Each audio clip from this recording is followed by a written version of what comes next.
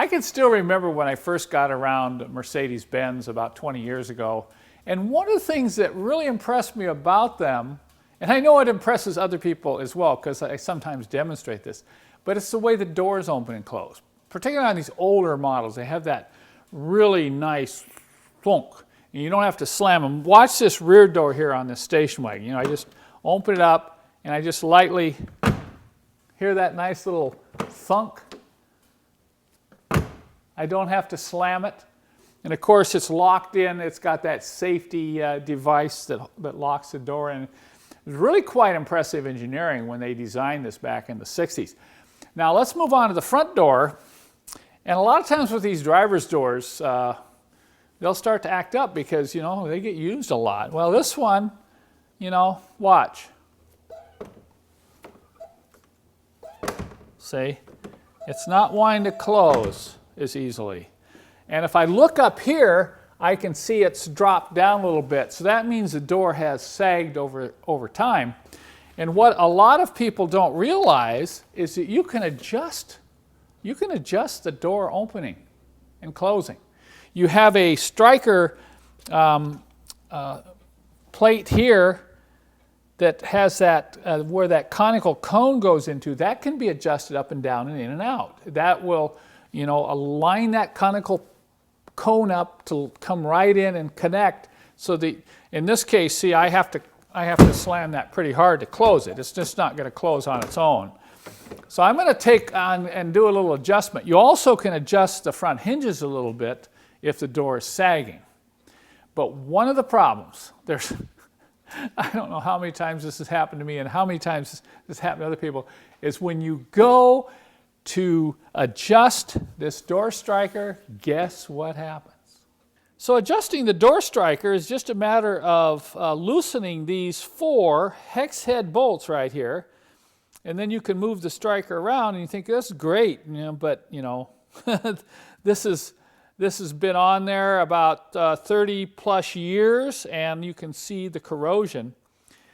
But the big problem we found out is over the years is these bolts for some reason are made of a very soft steel. Now I haven't tried this yet, but let's see if we can get this thing to act up just for the sake of this video. So I'm going to get my hex head socket and my ratchet, and I'm going to say, okay, I'm just going to loosen this bolt up. Look at that. I can't believe it. It just rounded right out. Now, this happens so many times, you cannot believe how frustrating this can be, because how are you going to get that out? You can try, a lot of times in severe cases, you're going to have to drill the head off, and then you're going to have to, you know, struggle to get the remaining stud out, and then you got to get a new bolt. So a number of years ago, I decided I got to come up with a special tool that can get these out after they've been rounded out. And let me show you what I came up with. There's another reason that these bolts round out, and the depth is, you know, not deep enough to where you can actually get you know, the socket or the head down in there strong enough to grab it. So obviously they were trying to, you know, use a countersunk head here to clear the door. So before I use my special tool, what I do is I drill it deeper. I mean, if it's already rounded out with a hex bolt like you saw earlier, there's not much more damage you can do. I'm going to take a drill with the proper size bit, and I'm going to drill in there probably about another 1/16 of an inch. And I'll just keep drilling and checking until I've run this bit or drill bit in far enough that I can get a good bite with my special tool. I should explain, I don't make this special tool. I take a tool and highly modify it in our shop here. We make this available to our customers because we know how frustrating this can be. Now I've already drilled this in. You can see the shavings right there and how much I've drilled. You don't want to go too far, you can break the head off. So I went a little over a 1/16 of an inch.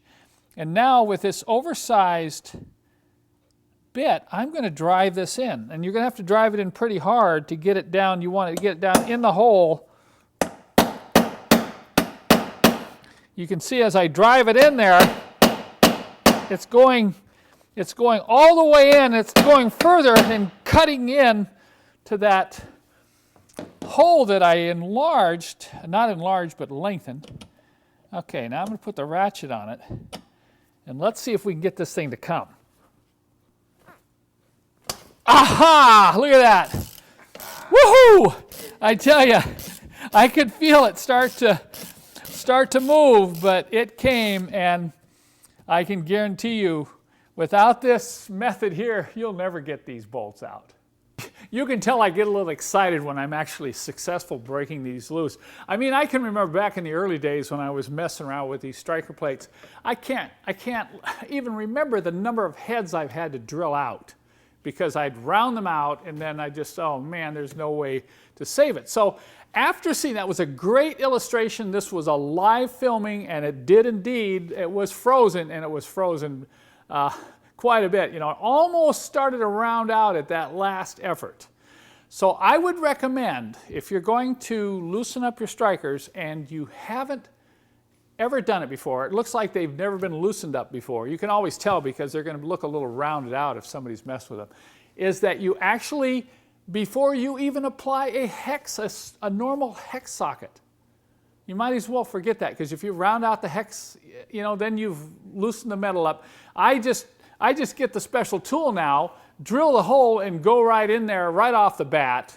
And then I've got a surefire way to get those bolts loose. And then you can use this tool to tighten them back up, okay?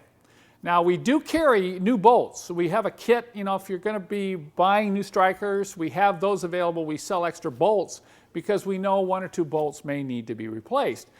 But if you use the drill method and use this tool and you do it right from the beginning, then you'll be able to drive this back in when you retighten them, and you won't round them out when you tighten them down, and that can happen too, okay? I'm just kind of warning you. So I think that's going to be a pretty good tip for you W116 owners, W123, W126 owners. You want to adjust that door striker or you want to replace it because they do wear out. This is the tricks that you're going to need to get that loose or off the car.